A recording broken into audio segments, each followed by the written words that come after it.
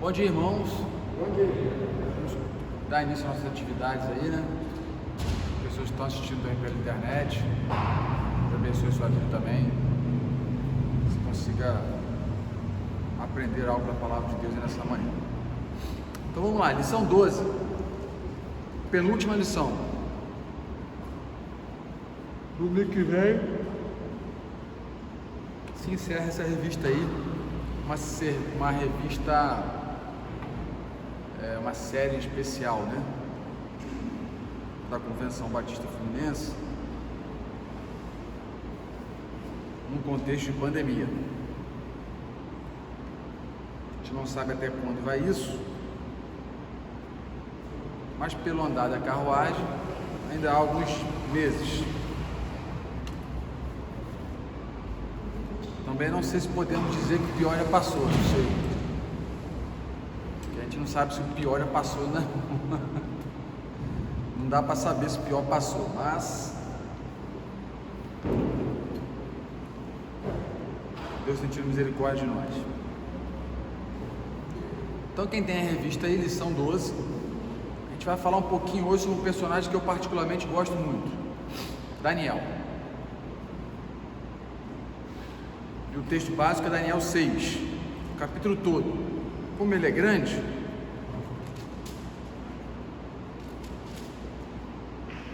a gente lê alguns versículos. E o tema da lição de hoje é quando a adversidade é difamação. O que é uma difamação? O que é uma difamação, irmão Paulo? Difamação. Conhece a palavra? Hã? Uma vítima? Uma crítica?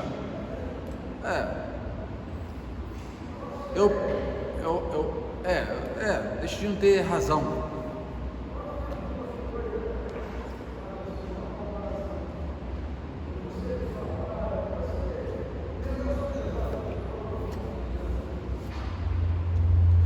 Difamar já vai mais pelo caminho do fala mal, né? Difamar já vai para o caminho do tirar a fama, tirar a boa reputação. Entende? Você tem uma pessoa e você vai difamar essa pessoa. Você vai tentar tirar daquela pessoa a boa reputação que ela tem, talvez por inveja, por perseguição. Então difamação é isso, é tirar da pessoa a boa fama dela.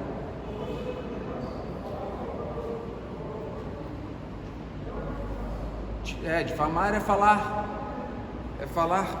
mal da pessoa, falar contra a pessoa. Então a educadora religiosa Helenice, ela vai trabalhar essa ideia, quando a adversidade é a difamação, e vai utilizar o exemplo de Daniel, que foi difamado. Por quem? Se lembra? Quem difamou Daniel? Você recorda não? As pessoas do palácio ali, né? Os invejosos. Porque Daniel crescia em moral, em respeito, e o rei colocou ele meio que na segunda posição do reino. Abaixo do rei era ele. Então isso começou a gerar ciúme nas pessoas, principalmente por Daniel ser o quê? Ser judeu.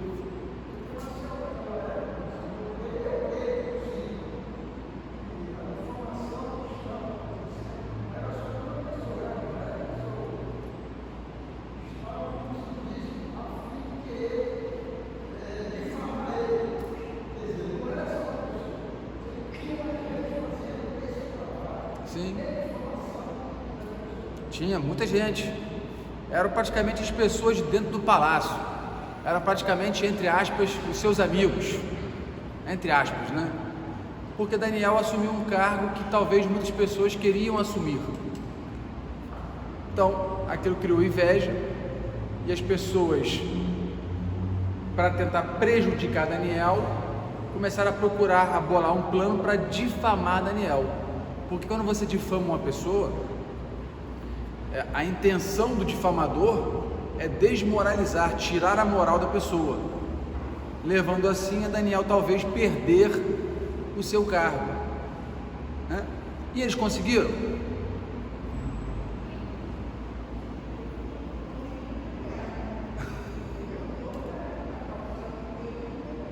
Isso aí, na verdade eles conseguiram porque o plano era se lançar um edito onde somente as orações, as intercessões, os clamores poderiam ser voltados ao rei, porque eles sabiam que Daniel fazia o que? 3 vezes ao dia, orava. Então a ideia era... Conseguiram ter uns tempos. Hã? Conseguiram ter uns tempos.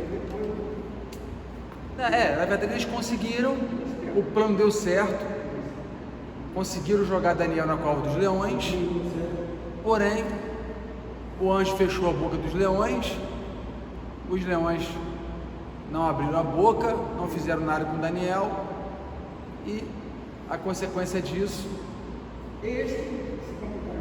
foi inverter.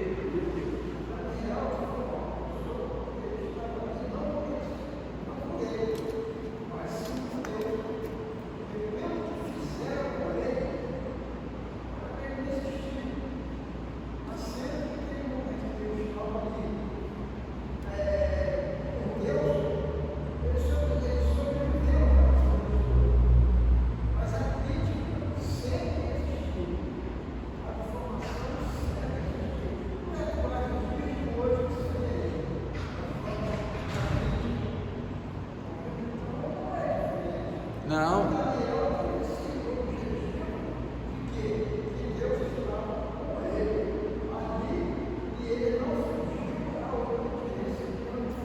Isso aí é o que a gente vai ver nos subtítulos, né, da lição, a questão do caráter, do relacionamento com Deus, é o que a gente vai ver. Mas por enquanto está falando um pouquinho sobre Daniel, né? Daniel, ele era um profeta. Daniel é um profeta. Daniel tinha esse dom de trazer profecias, dom de revelação, ele recebia algumas revelações. Daniel era um jovem especial, né? Daniel se destacava pela sua comunhão com Deus, né? Os estudiosos dizem que o livro de Daniel é o Apocalipse do Antigo Testamento. Por que eu estou dizendo isso? Porque muitas vezes você vai ler Daniel, você começa lendo Daniel de uma maneira bem tranquila no comecinho, mas para frente, no começo é literalmente um relato histórico, mas para frente você vai ver Daniel utilizando algumas linguagens muito parecidas com o Apocalipse. Por isso que os estudiosos dizem que o livro de Daniel é o Apocalipse do Antigo Testamento, porque é utilizada muitas linguagens, muitos símbolos ao decorrer do capítulos de Daniel, onde a gente vai perceber aí essa semelhança com o tipo da linguagem de Apocalipse, uma linguagem com muitos símbolos. Então Daniel era um camarada à frente do seu tempo, filho de judeus. Provavelmente Daniel fazia parte da linhagem mais nobre, teve a oportunidade de estudar, teve a oportunidade de adquirir conhecimento, isso lá em Jerusalém, lá em Judá, né? Porém, quando Nabucodonosor veio e tomou a cidade, Daniel foi uma das pessoas escolhidas para serem levadas para a Babilônia pelo seu posicionamento e seu conhecimento. Provavelmente ele era um adolescente quando isso aconteceu, um adolescente, 15, 16 anos, quando foi levado para a Babilônia, e lá então começou, deu continuidade à sua vida, sendo diretamente voltado para conhecimento das leis, dos fundamentos babilônicos. Todas as pessoas que eram trazidas em cativo eram direcionadas para estudarem a lei do país e assim então ajudar aquele país no que diz respeito a conhecimento. Então Daniel era um desses. A lição hoje ela vai trabalhar o foco Daniel, né? Mas não tem como esquecer os amigos de Daniel que estavam próximos a eles, aqueles 3 jovens que estavam diretamente ligados a ele e que praticamente viveram ali uma boa parte de suas vidas juntos, em altos e baixos. Então Daniel era um camarada especial. Vamos lá comigo lá no capítulo de Daniel, capítulo 6. O verso na verdade, o capítulo todo, né? Se você tiver a oportunidade de ler em casa, você lê. Daniel significa Deus é meu juiz. O nome Daniel, Deus é meu juiz. O versículo é o versículo 10. Vamos um pouquinho antes. Versículo 7. Daniel 6, 7. Vocês acharam aí? Seguiram? Diz assim, ó: todos os príncipes do reino, os prefeitos e presidentes, capitães e governadores, tomaram conselho a fim de estabelecerem um edito real e fazerem firme esse mandamento, que qualquer que por espaço de 30 dias fizer uma petição a qualquer Deus ou a qualquer homem, e não a ti, ó rei, seja lançado na cova dos leões. 8. Agora, pois, ó rei, confirma o edito e assina a escritura, para que não seja mudada, conforme a lei dos medos e dos persas, que se não pode revogar. Por essa causa, o rei Dário assinou esta escritura e edito. Daniel, pois, quando soube que a escritura estava assinada, entrou em sua casa.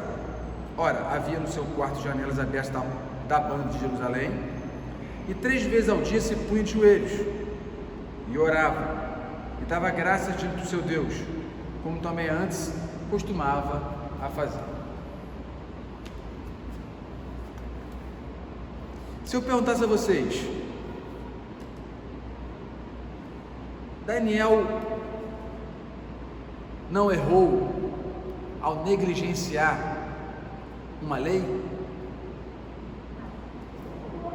Se você negligenciar uma lei hoje, meu irmão, você está certo ou você está errado? Se o senhor negligenciar uma lei hoje do governo federal, você está errado ou você está certo?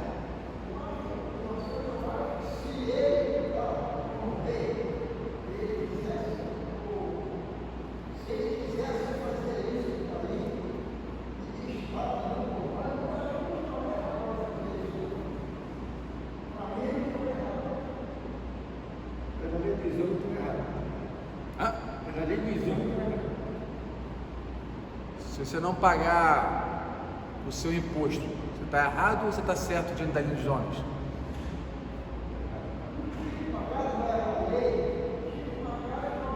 Não, estou trazendo para o nosso dia de hoje. Hoje mesmo. Está certo ou errado? Daniel errou ou não errou? Daniel desobedeceu uma lei ou não? Não, beleza. Beleza. Mas desobedeceu uma lei, certo? Ou não? Desobedeceu uma lei. Não foi isso que a gente leu?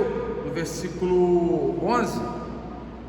Edito real a fazerem firme esse mandamento, que qualquer que por espaço de 30 dias fizer uma petição a qualquer Deus ou qualquer homem, e não a ti, ó rei, seja lançado na cova dos leões. E o rei assinou.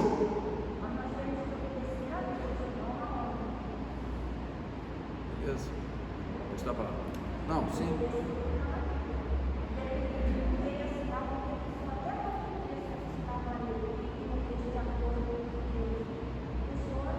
Então, é aí que eu queria chegar, né? Até onde o crente ele está debaixo da lei dos homens,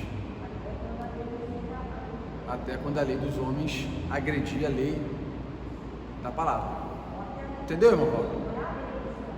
A lei dos homens, ela vai até aonde a lei bíblica permite. Se você perguntar, nós precisamos pagar impostos? Precisamos, porque a Bíblia, Jesus deu esse exemplo. Ah, mas o imposto é altíssimo, é caríssimo e é mal utilizado para bancar aquela cambada lá no Senado, no parlamento. no governo. É verdade, mas é a lei. Agora, a lei dos homens, ela para diante da lei de Deus. Se a lei de Deus disser algo, esse é o nosso referencial. Por mais que isso gere o quê? Consequências. Aí vai de cada um, né? É por isso que você vê muitas reportagens de pessoas fora do país pagando com a sua própria vida, porque não se submetem a leis que são contrárias à palavra. Então Daniel negligenciou uma lei? Negligenciou uma lei. Ponto. Era para não orar, porém ele orou, porque Daniel entendia de que a lei de Deus está acima da lei dos homens. E toda vez que a lei dos homens agride ou vai de encontro à lei de Deus, que é a palavra, ela para. Então essa é a razão pela qual muitas pessoas pagam com as suas próprias vidas e a razão pela qual muitas pessoas se afastam de Deus. Então, que a lei de Deus me orienta, me ensina, me fala, é isso aqui. O certo aqui, o errado aqui, assim, assado. Mas a lei dos homens tenta desvirtuar para outro caminho, outros horizontes. Que devo seguir? Na verdade, não tem essa pergunta, né?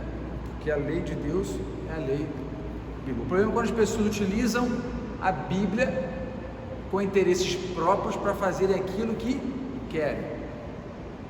Aí já vai de encontro com o contexto e da realidade. Mas Daniel negligenciou uma lei e por negligenciar a lei ele sabia das consequências, e as consequências eram a cova dos leões, mas ele sabia de que antes de mais nada, antes de ir para a cova dos leões, caso fosse para a cova dos leões, ele precisava estar o que com Deus? Está bem com Deus, está.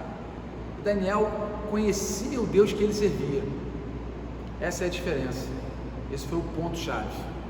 Então Daniel, esse personagem, filho de hebreus, provavelmente da linhagem real, e que foi parar na Babilônia por conta da invasão da Babilônia a Judá, foi lá e começou a desenvolver um bom trabalho lá, e esse trabalho gerou a ele muita moral diante do rei. E as pessoas com inveja dele, com raiva dele, bolaram um plano para que através desse plano Daniel fosse morto e assim eliminasse aquele problema no meio daquele lugar corrupto.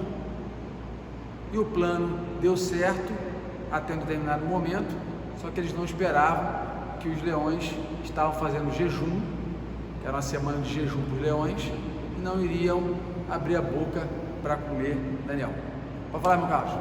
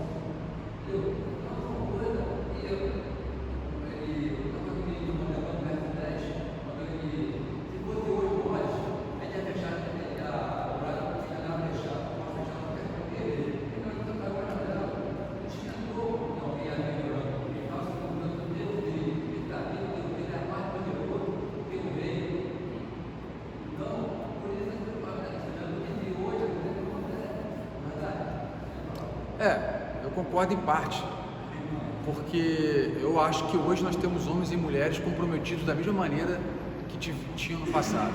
Eu entendo. Vira e mexe, morre um missionário aí que não quer abrir mão de princípios cristãos e por estar em países que não permitem isso, né? A gente vê esse noticiário, principalmente em época de missões, que a gente ouve muita notícia do campo.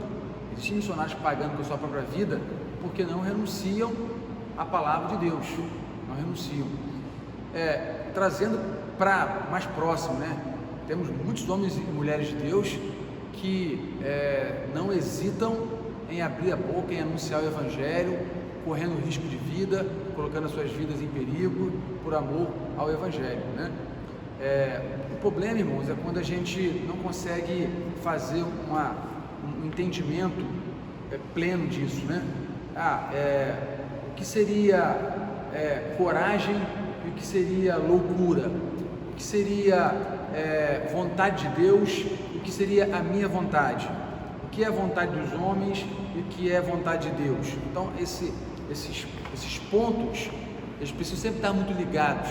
Exemplo, né? Eu posso dizer que Deus está mandando eu em determinado lugar anunciar o Evangelho e Deus não está mandando coisa nenhuma, mas no meu subconsciente eu penso assim: mas a Bíblia manda eu evangelizar, a Bíblia manda eu evangelizar. Então, se a Bíblia manda eu evangelizar, eu tenho que ir em qualquer lugar evangelizar, porque Deus quer isso. Ora, em contrapartida, eu preciso pensar que Deus me dá capacidade, sabedoria, discernimento para me analisar riscos. Então, o fato de eu ser crente e eu entender que a Bíblia manda eu evangelizar, não significa que eu possa entrar em qualquer lugar, em qualquer hora.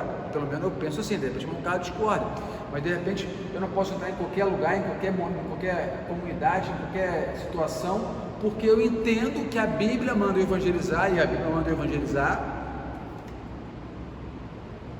e meter a cara e bola para frente.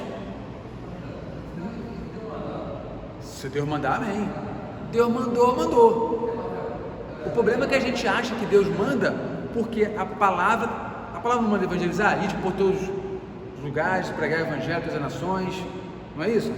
Isso não é ordem, não é o id, isso não é o evangelismo. Então eu posso utilizar isso e dizer assim: olha, está tendo um tiroteio lá no Manuel Corrêa, agora eu preciso ir lá evangelizar os traficantes, porque senão eles podem morrer em confronto com a polícia e ir para o inferno, e a Bíblia manda que eu tenho que ir lá, então eu tenho que ir lá agora, porque se eu for mais tarde, eles podem morrer e ir para o inferno. Meu exemplo aqui, entenderam onde eu quero chegar? Utilizam a Bíblia, mas ao mesmo tempo que a Bíblia manda que você tem que evangelizar, ela não te dá fazer as coisas com sabedoria, com prudência. Você está tendo um tiroteio, é o momento de você ir lá evangelizar? Entendo que não é o momento de você ir lá evangelizar, mas se Deus mandar, irmão, se Deus mandar, mandou, irmãos. O problema é dizer que Deus mandou e na verdade Deus não disse nada. Esse é o problema. Tirando esse problema, Deus mandou, está mandado, vá. Quem sou eu para dizer para você não vá? Jamais vou dizer para você não vá. Deus mandou, está mandado. O problema é utilizar texto sem contexto para justificar uma atitude, achando que você é blindado, que você é um super crente e que você não vai sofrer nenhuma consequência pela sua atitude.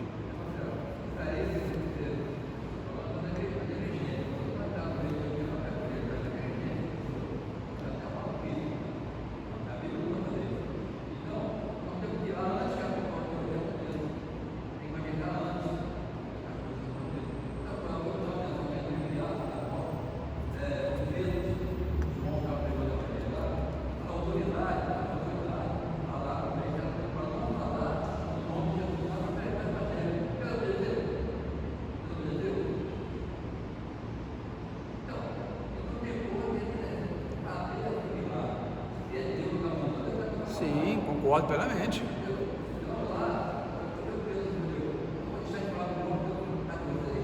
Sim.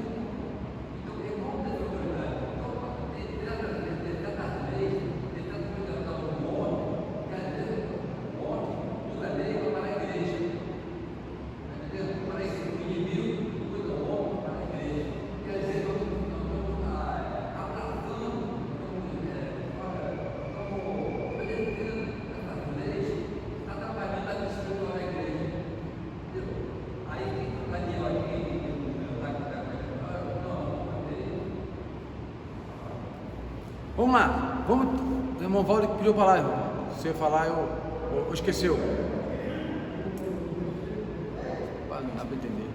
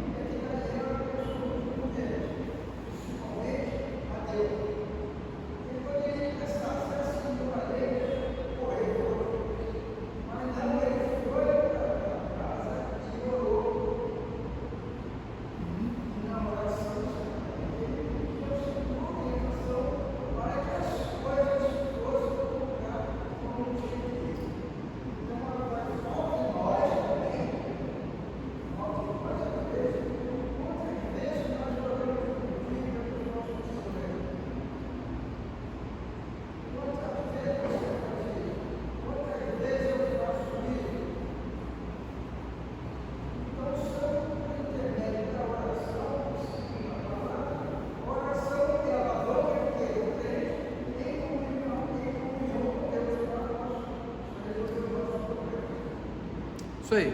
Então vamos lá para o primeiro tópico da lição. A educadora religiosa Helenice Gomes, que escreveu essa lição, quando a diversidade e a difamação. E a gente está vendo até aqui que Daniel foi difamado, né? Falaram mal de Daniel para o rei, e o rei não teve outra opção, né?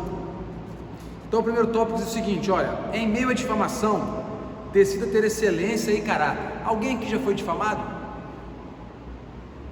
Não precisa contar difamação, não. Já foi difamado? A gente falou no começo o que é difamação, né? Difamação não é uma coisa legal, né? Uma coisa triste, uma coisa complicada. Então, em meio à difamação, decida ter excelência e caráter. Em meio à difamação, moço, o que é normal você ter? Raiva, né? Pegar o pescoço do camarada e apertar e tirar satisfação, processar. Hoje a palavra que define difamação é processo. Vou te processar por difamação. E Pode, é só provar lá que pode. Então hoje a palavra de ordem é: vou te processar por difamação. Você me difamou, você manchou a minha honra, você queimou meu filme, você me prejudicou moralmente, e agora eu vou requerer na justiça uma retaliação, vou requerer na justiça um benefício, uma compensação por isso, danos morais, e assim vai. Então a difamação, ela é complicada. Agora, decida ter excelência e caráter é para poucos. É para poucos. Na difamação, você ter excelência e caráter é para poucos. Olha só o que a autora colocou para a gente aí, ó. Ela vai começar falando sobre Daniel, a fidelidade de Daniel para o rei. Eu não falei para os irmãos no começo, que eu esqueci, mas Daniel, ele vive, chegou lá na Babilônia 15 anos de idade mais ou menos, viveu até mais ou menos seus 90 anos, e Daniel pôde presenciar mais de um rei. Então a gente vai ver aí mais de um rei na história. Um é Nabucodonosor, aqui a gente já está no Dário, então a gente vê mais de um rei que Daniel pôde passar aí, né? Provavelmente reinos que lutaram contra a Babilônia, o Medo-Persa, e venceram. A Babilônia caiu, e aí esse novo reino estabeleceu e Daniel permaneceu lá. Então diz assim, o rei Dário, observando a fidelidade de Daniel e que ele era diferente dos outros, em função da sua sabedoria, de fazer o que era certo e por suas grandes qualidades, quis nomeá-lo líder sobre os demais. Essa questão de observar Daniel, irmãos, está muito ligado às atitudes que Daniel tinha. Quem pôde presenciar aquela novela da Record que trabalhou esse texto, a invasão, qual é a novela? Henrique Lázaro, não, né? Esqueci o nome da novela da Record, foi até reprisado há pouco tempo, que fala sobre Daniel, sobre os jovens. O rei Dário observou a fidelidade. A questão que eu queria falar era, por que essa fidelidade? Porque na novela ficou bem claro que Daniel sempre estava tentando tomar as atitudes do reino com justiça. Por exemplo, justiça para os escravos, justiça para os mais pobres, justiça para os menos favoráveis. Então isso começou a levantar no rei um olhar diferenciado. Poxa, interessante a atitude desse camarada. Ele é rico, ele é um nobre, ele tem moral aqui, é um governador, tem muita autoridade, está preocupado com pessoas que não têm valor nenhum. Então esses detalhes iam levantando no coração do rei um olhar atento para ele e percebendo o caráter de Daniel. Os supervisores se enfureceram e, tomados pela raiva e inveja, decidiram conspirar contra Daniel, procurando manchar sua liderança. Não obtendo resultados, é interessante isso aqui, hein? Daniel 6:4. Daniel 6:4. Então os príncipes, os presidentes procuravam, essa é a palavra interessante, procuravam achar ocasião contra Daniel a respeito do reino, mas não podiam achar ocasião ou culpa alguma, porque ele era fiel e não se achava nele nenhum vício nem culpa. O que é que passa na cabeça de vocês que eles estavam procurando? Sim, mas o que estavam procurando para pegar Daniel? Não, sim, mas nesse contexto aqui, olha, os príncipes procuravam achar ocasião contra Daniel a respeito do reino, mas não podiam achar ocasião ou culpa alguma, porque ele era fiel. O que nós mais vemos no governo hoje? Corrupção. O que eles procuravam na vida de Daniel era propina, era atitude ilícita. Era isso que eles procuravam na vida de Daniel. Vamos achar alguma coisa, vamos procurar. Vamos levantar os fornecedores, vamos levantar as pessoas que fornecem material, vamos levantar os pagamentos, a gente vai achar um erro. E achando o erro, pronto, acabou. Apresenta o rei, Daniel estava fora. Só que não diz o que é o versículo 4. Porque ele era fiel. Não tinha como achar erro. Procuravam, mas não achavam erro. Daí a atitude desesperadora de criar o edito para poder matar Daniel. Mas antes desse edito, já tinha feito várias investidas contra Daniel. Provavelmente tinham vasculhado a vida dele, olhado as contas bancárias dele, olhado o extrato bancário dele, se tinha mandado dinheiro para outro país, se tinha alguma outra mulher, se tinha outros filhos. Reviraram a vida de Daniel, exatamente como faz hoje, com muitos líderes evangélicos aí, né? Muitos estão envolvidos, mas outros não. Aí reviram a vida do cara, a Receita Federal. Imagina o que a Receita Federal não deve ter feito na vida de Daniel, no CPF de Daniel. Revirou tudo. Olha, reviramos tudo aqui, mas não achou nada. Não tem como a gente provar, não tem como a gente falar para o rei que ele está errado. Daí então a ideia, o último tiro, que era ir contra a única coisa que eles entendiam ser o quê? Inviolável na vida de Daniel. Daniel não vai se recusar a obedecer essa ordem, não. E não obedecendo essa ordem, a gente pega ele no pulo do gato, a gente mata ele e a gente resolve o problema. Oi?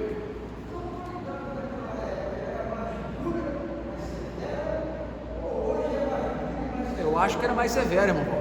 Eu acho que era mais severa. Eu entendo ser mais severa.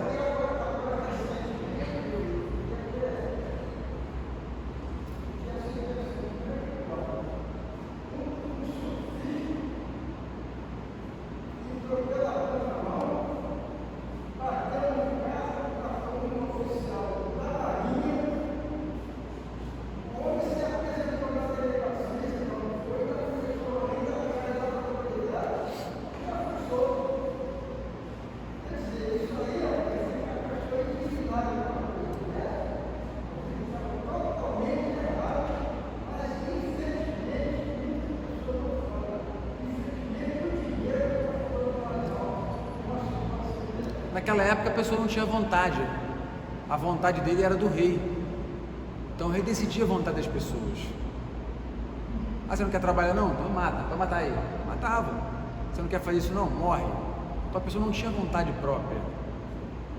Então eu entendo que a autoridade naquela época, na época de Daniel, até na época de Jesus mesmo, né? Era bem diferente do que nós temos hoje. Hoje nós temos muitas leis favoráveis às pessoas. Hoje nós vemos democracia, naquela época não era uma democracia, um governo monárquico, né? O rei mandava, acabou, ponto final, era a última palavra dele. O rei em alguns lugares daquela época era tipo como Deus. Nabucodonosor se considerava um Deus, decidia entre a vida e a morte. Então é bem diferente do contexto de hoje. Aí diz mais aqui, ó, o primeiro tópico que é difamação, em meio à difamação, decida ter excelência e caráter. Os sátrapas tramaram uma lei centralizando a pessoa do rei como se fosse um deus para prejudicar Daniel. Valeram-se da religião para armar-lhe uma cilada, mas falharam no seu propósito. Daniel se manteve firme e a boa mão do Senhor estava sobre ele, e a sua conduta era digna de honra. O profeta foi um exemplo de pessoa que buscou a excelência em tudo o que fez. Deus deseja que você tenha uma vida abundante, mas para isso você precisa buscar a excelência em todas as áreas de sua vida. Não se acomode em apenas um frequentador de igreja ou um funcionário qualquer no seu trabalho. Busque crescer, aprender com os erros, buscar ser melhor a cada dia, pois assim você colherá frutos bons. Quem escolhe fazer as coisas com excelência se destaca entre os outros e, consequentemente, é recompensado. Deus está procurando pessoas que honrem seus compromissos, que sejam honestas, justas e de boa índole. Uma pessoa de caráter tem palavra, é correta e sempre honra o nome que tem. Você pode perceber bem, você pode perder bens, saúde, família, mas nunca perca o seu caráter. Essa é o primeiro tópico aí que traz pra gente essa ideia. Perca tudo, mas não perca o seu caráter. Uma coisa em modo que a gente ouvia muito antigamente. Os pais antigamente frisavam muito isso, né? O caráter. Disse que vai pagar, está falado e vai pagar. Não precisava assinar promissória não, a palavra era o peso. Então hoje isso se foi perdendo, porque parece que o mundo foi se modernizando e os espertos, sempre querendo levar vantagem em cima de outros, vão deixando de lado o caráter e priorizando a lei da vantagem. Olha, eu vou ter uma vantagem com isso. Então, eu estava vendo uma reportagem essa semana e um comercial dizia o seguinte, acho que era em São Paulo, era uma credora, fez um comercial chamando os seus devedores para acertarem as suas dívidas, porque teria desconto muito bom. Aí deu dois exemplos lá.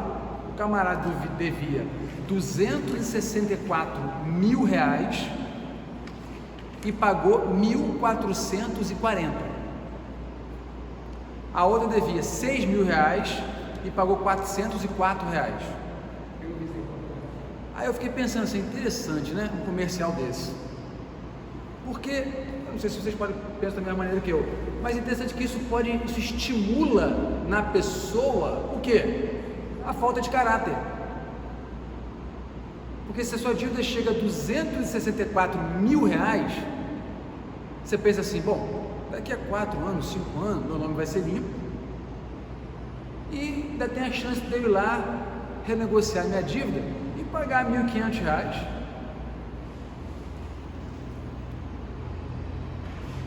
Onde está o caráter? Não, a minha dívida é 264 mil. Olha, eu quero pagar os 264 mil. Não tenho dinheiro. Eu quero pagar aí R$100 por mês. Divide aí, 264 parcelas de R$100, de R$1.000 por mês. Mas eu quero pagar o valor que eu devo. Isso é caráter. Não estou dizendo que a pessoa que fez isso não tenha caráter, não é isso. Porque muitas pessoas mesmo, assim, a vida dá uma reviravolta e a pessoa não consegue pagar e a dívida vai crescendo. E o banco é assim, né? Vai crescendo. Mas o que eu quero trazer, o exemplo que eu quero trazer é que isso pode estimular na pessoa uma atitude irresponsável, onde se eu não pagar, a única coisa que vai acontecer é meu nome ficar sujo, e daqui a 2, 3 anos vão me chamar para conversar e eu vou pagar aí uma pequena fração daquilo que eu devo. Mas a proposta do primeiro tópico, irmãos, é mostrar que a excelência no caráter é uma virtude do servo de Deus. Perca tudo, mas não perca o seu caráter. Vamos lá, tópico 2. Quem está com a revista aí? Em meio à difamação, decida manter seu relacionamento com Deus. Se Daniel fosse parar para pensar, Daniel fosse analisar, Daniel poderia pensar assim: poxa, olha o que eu recebi por ter sido fiel a Deus, a cova dos leões. E o tópico 2 é: em meio à difamação, decida manter seu relacionamento com Deus. Independente do que acontecer, a autora da lição traz essa dica para a gente: em meio à difamação, decida manter o seu relacionamento com Deus. Porque muitas pessoas, em meio à difamação, se revoltam contra Deus. Senhor, porque, vamos dar um exemplo de um pastor, por exemplo, um pastor que procura ser fiel a Deus, ser fiel à palavra, um homem íntegro, um homem correto, um homem que faz as coisas como tem que ser feito. E daqui a pouco surge uma ovelhinha lá dizendo que o pastor assediou ela, porque ela quis ter um caso com o pastor, e o pastor deu um corretivo nela, deu uma chamada nela, colocou ela no lugar dela e repreendeu. E ela, com muita raiva, difamou o pastor, dizendo que o pastor assediou ela. Difamação, processo judicial, ela vai ter que provar, tudo bem, mas dá um processo, mancha o caráter do pastor, mancha a imagem da igreja, fica uma coisa esquisita, uma coisa feia. Qual a atitude do pastor? Senhor, por que isso, Senhor? Tanta fidelidade, tanta honradez da minha parte pela sua igreja, para com as suas coisas, por que o Senhor permite que isso aconteça? Em meio à difamação, você manter seu relacionamento com Deus. Por quê? Porque o relacionamento com Deus é a única maneira com a qual você vai conseguir passar por aquilo. Isso acontece, esse exemplo que eu acabei de falar aqui. E muitas vezes a igreja até tira o pastor. Tira o pastor. Ó, tá fora para não dar mais. Mas isso não foi verdade. Não, mas criou um clima ruim, vai queimar a imagem da igreja, não está legal, é melhor só sair para outro lugar, outra cidade, outro município. E destrói literalmente a vida do pastor. Difamação. Mas eis um momento onde o relacionamento com Deus precisa ser o quê? Porque não há nenhuma verdade que não venha à tona. Um dia a igreja vai perceber o que ela fez, a atitude que ela tomou e provavelmente pagar um alto preço por ter tomado uma atitude com a qual ela tomou sem apurar os fatos, sem ouvir as partes e fazer uma ação justa. Então diz assim, o que a autora colocou aqui nesse contexto: olha, a fé revelada nessa provação foi gloriosa. A fé revelada nessa provação foi gloriosa. Daniel sabia que a sua vida estava correndo risco, mas o que esperar de um homem amadurecido na comunhão com Deus? Ele já havia experimentado atributos sobrenaturais, a saber, entendimento, sabedoria, acima de todos os outros sábios da Babilônia. Daniel sabia, irmãos, que Deus estava com ele. Daniel em nenhum momento entendia que a sabedoria dele era o esforço dele próprio. Não que não fosse parte, ele estudava, mas ele sabia que Deus estava com a sua mão sobre ele e que produzia nele coisas sobrenaturais. Daniel sabia disso. Revelação do significado dos sonhos, Daniel 2. Seus amigos foram milagrosamente preservados dentro de uma fornalha ardente, no capítulo 3, Daniel não estava presente. Provavelmente Daniel foi fazer alguma viagem para o rei, algum trabalho para o rei, em alguma comitiva, não estava no reino no momento do episódio da fornalha, de se ajoelhar diante da imagem. Por isso que Daniel, porque se ele estivesse lá, ele teria ido junto para a fornalha também, com certeza, não tenho dúvida disso. presenciou o poder de Deus ao tratamento com o poderoso monarca pagão, Nabucodonosor, interpretou a inscrição feita na parede durante o reinado de Belsazar. Ao ter conhecimento que o edito tinha sido assinado, proibindo qualquer petição em qualquer ser que não fosse o próprio rei Dário, não se deixou dominar pelo medo. Prostou-se diante de Deus Todo-Poderoso, não mudou seus hábitos, orou como de costume. Daniel demonstrou uma disciplina diária, a qual ajudou a discernir que não existia nada mais importante do encontrar-se com Deus, ouvir sua voz e não temer outras vozes. De fato, a oração é essencial em todas as áreas de nossa vida. Cultivar essa prática relacional com Deus. Por que a oração é importante? Porque a oração é a prática relacional com Deus. Às vezes fica perguntando assim, por que eu tenho que falar para Deus, eu tenho que conversar com Deus, se Deus sabe todas as coisas? Por que pedir a Deus se Deus já sabe? Por que agradecer se Deus já sabe? Porque a oração é a prática relacional com Deus, a maneira com a qual nós temos de ter relacionamento com Deus. Então é através dos seus pedidos, dos seus clamores, das suas intercessões, que você cria relacionamento com Deus. Daí a importância da oração, daí a importância de manter uma vida assim, certo? Diz mais no finalzinho do tópico 2 aí, ó. De fato, a oração é essencial para todas as áreas da nossa vida. Cultivar essa prática relacional com Deus, tendo uma vida de meditação na palavra e oração, é um grande desafio necessário para nos manter de pé diante das adversidades.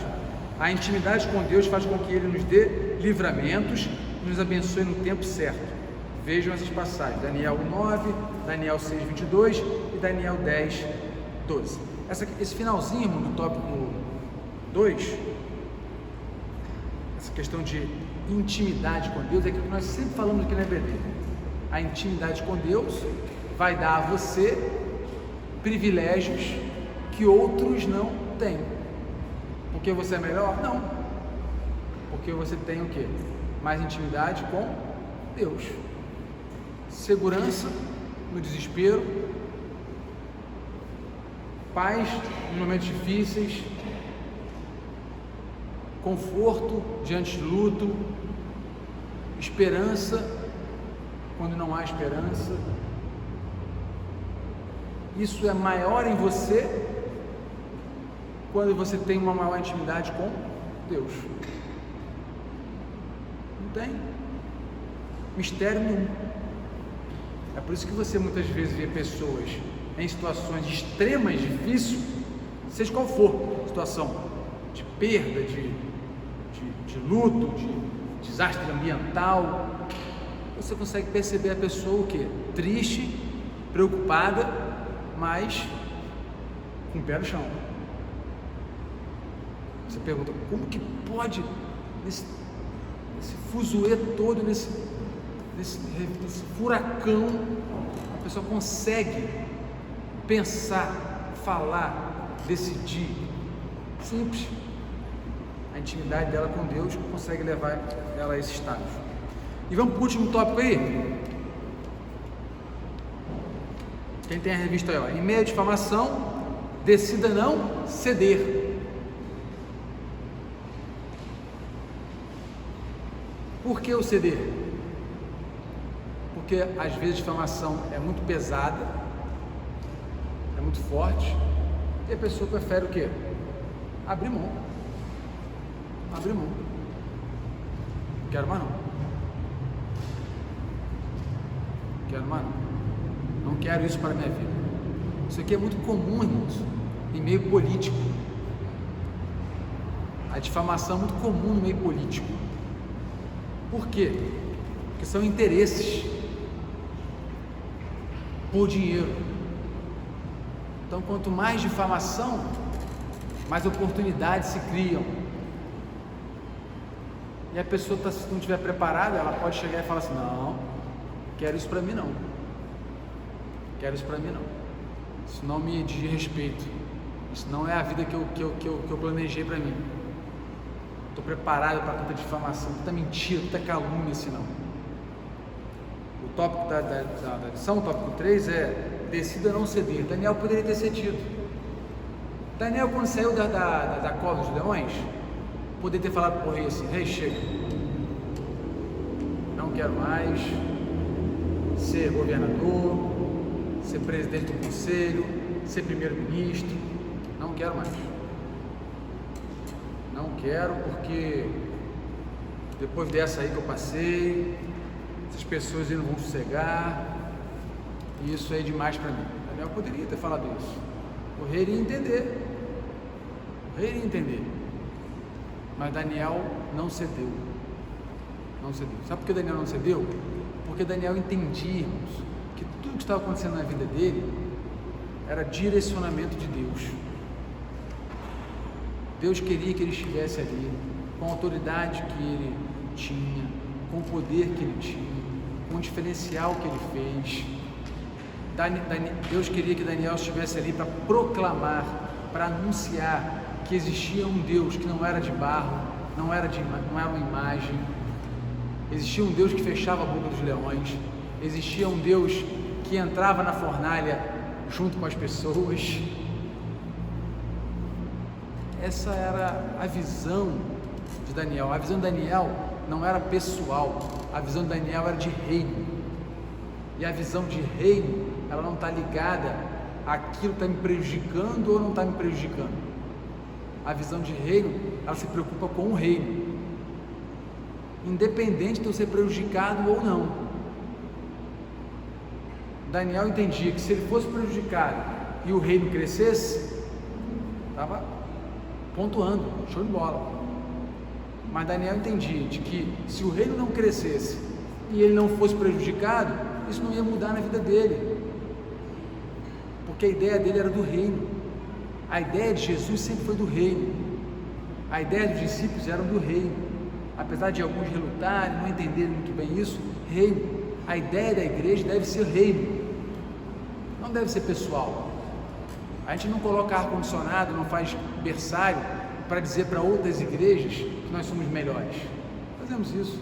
Não mandamos uma oferta para missões para dizer para as igrejas que nós somos da denominação batista, a que manda mais oferta. Não, fazemos isso pelo reino. Abençoamos as pessoas com cestas pelo reino. Não é para dizer que a nossa igreja foi a igreja que na pandemia mais deu cesta básica em Cabo Frio. Não é. A gente age pelo reino. E o crente, quando pensa pelo reino, muita coisa muda. Tudo diferente. Porque você tira a sua opinião, você tira aquilo que você queria que acontecesse, e você pensa: bom, não aconteceu como eu quero, mas o reino está crescendo, é o que interessa. É o que interessa. Daniel vivia a sua vida pelo reino, o reino de Deus. Estou falando do reino de Nabucodonosor ou Dário, não. Reino de Deus, que foi o foco de Jesus lá no Sermão da Montanha, foi o foco de Jesus no seu ministério. Jesus queria que as pessoas entendessem que o trabalho deveria ser pelo reino, o reino de Deus. O reino de Deus. E aqui, decida não ceder. Olha só o que ela vai trabalhar aqui, a ideia, ó. Aqueles homens foram investigar e encontraram Daniel orando, e apressadamente foram falar com o rei. Tudo que eles queriam era difamar Daniel. Aí vai trabalhar o que significa difamar, a ideia, já falou aí um pouquinho. Daniel era portador de índole irrepreensível, carisma, caráter. Mesmo assim, não estava imune às acusações infundadas daqueles que queriam a sua morte. O fato de sermos crentes, não estamos imunes a nada, não, irmãos. Nem a coronavírus. Não estamos imunes pelo fato de sermos crentes. Então, estamos à mercê, como qualquer ser humano na face da terra. Então Daniel também não estava imune. A difamação é uma potente arma de destruição, capaz de aniquilar qualquer relacionamento e gerar marcas severas, podendo causar sérios prejuízos materiais, emocionais, sociais, espirituais, físicos. O exemplo do pastor que eu dei aqui, né? Que é difamado injustamente. Tudo isso que pode acontecer na vida dele. Prejuízo material, emocional, social, espiritual, físico. Daniel não foi poupado da difamação, pois seus inimigos agiam com maldade, orquestrando e tramando nos bastidores. Aqueles que fizeram isso tiveram qual recompensa? A barriga dos leões. Foram parar na barriga dos leões. Porque Deus honra a quem o honra. Deus honra a quem o honra. Eu tenho certeza de que se o rei Dário falasse assim: Daniel, decida sobre a vida desses homens que te acusaram, o que você faria no lugar de Daniel? Hoje, eu mandaria para a cova. O que você faria? Rei, perdoa-os porque eles não sabem o que fazem.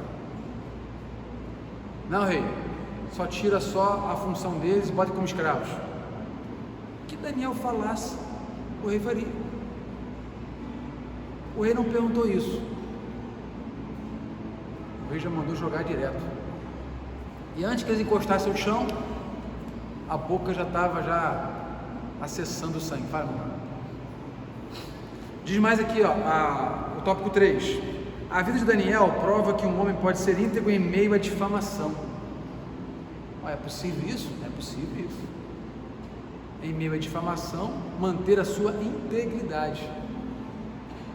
Por exemplo, quando ele é pastor. O pastor está liderando uma igreja muito bem, daqui a pouco ele é assediado por uma ovelhinha e ele dá um corretivo na ovelhinha, chama a atenção dela, conversa, pá.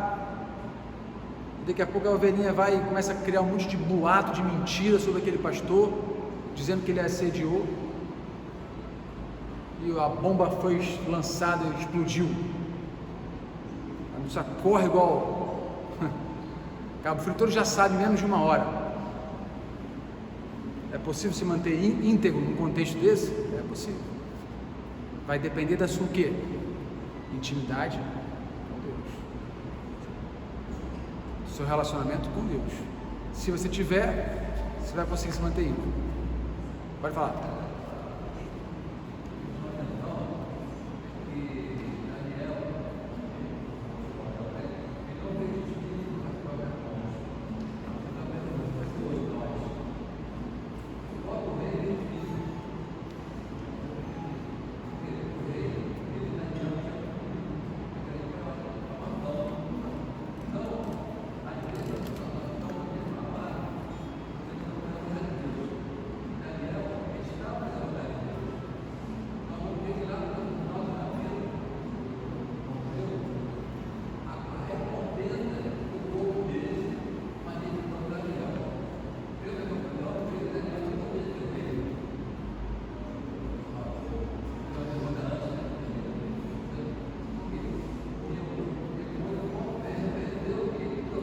Mas obedeceu, mas obedeceu. Daniel desobedeceu o rei, literalmente.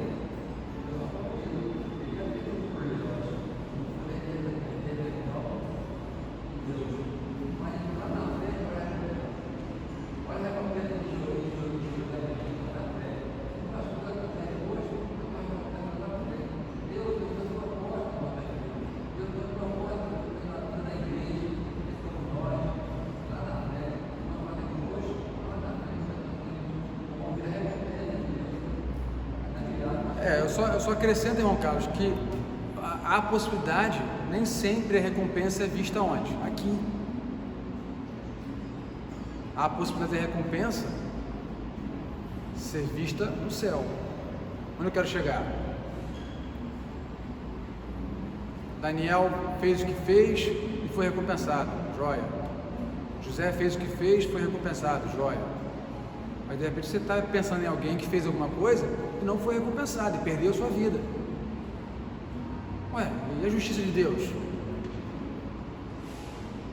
Quando nós pensamos em bênçãos, em recompensa, em benefício, em coisas boas, na minha concepção, repito, na minha concepção, teologicamente falando, para mim a maior recompensa que está no coração de Deus não é aqui, é o céu. Agora, se você espera uma recompensa aqui, diante dos homens, cuidado, que você pode se frustrar e se decepcionar com Deus.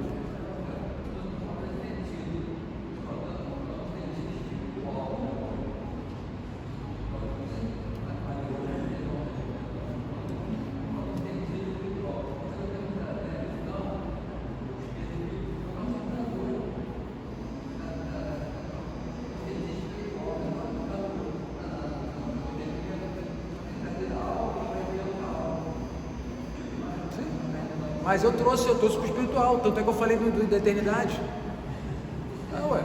A nossa diferença, irmão Carlos, é que o irmão traz para o espiritual, ponto.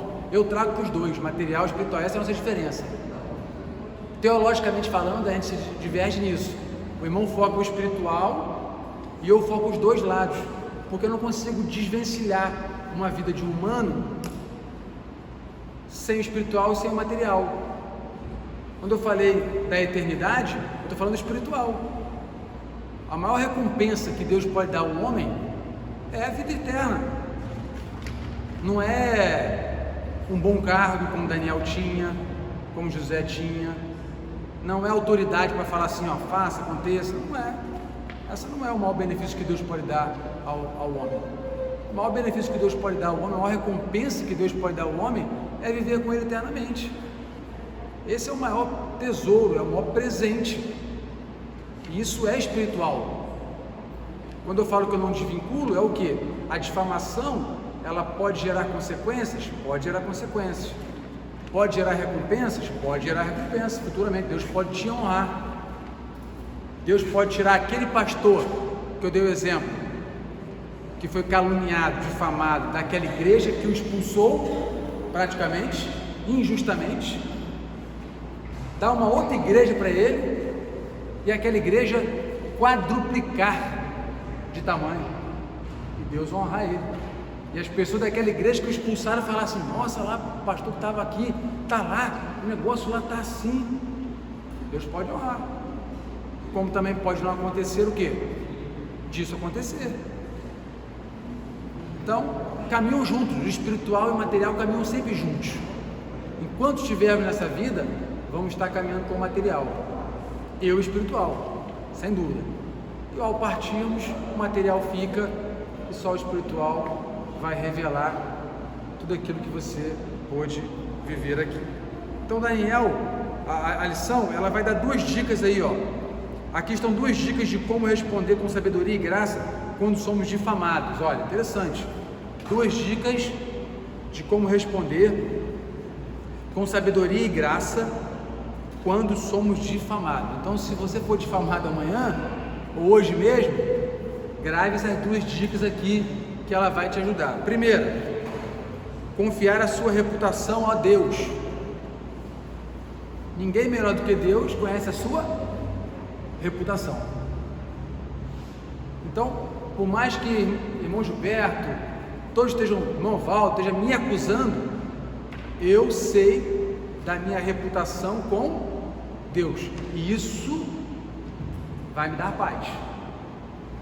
Vou ficar preocupado? Claro, normal, vou ficar angustiado, mas isso vai me dar paz. Então sempre lembre disso. Olha, por mais que todos da EBD me apontem o dedo, eu tenho minha consciência tranquila diante de Deus. Diante de Deus. Deus sabe o que aconteceu. E isso para mim interessa. E a segunda dica: confrontar gentilmente o caluniador. O que é confrontar gentilmente o caluniador? Aí ele botou em parênteses aqui, face a face. É o último conselho aí. É ir com outros irmãos de testemunha, ele diz aqui, e conversar com a pessoa que te caluniou. A dica que ele dá aqui: chame outras pessoas da sua confiança e vá conversar com a pessoa que inventou tudo isso aí sobre você, face a face. E ele diz o seguinte, ó: é estranho e assustador confrontar alguém, mas precisa ser feito. A atitude mais amorosa que você pode fazer por todos aqueles envolvidos, incluindo o caluniador, uma atitude de amor, você conversar com ele. Segundo a autora aqui, ó. Sim, seria uma cariação. Seria. Sim, seria.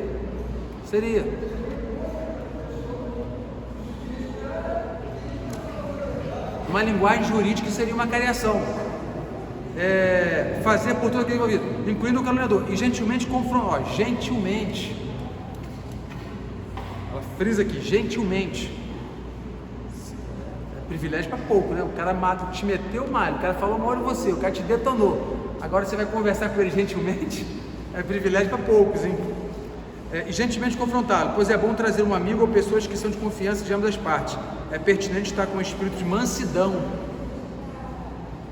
e não colocar o outro em uma posição defensiva, buscando por falhas ou com um tom de acusação. 2 conselhos: confiar sua reputação a Deus e confrontar gentilmente a pessoa que está te difamando. Paramos por aqui. Perguntas? Tranquilo?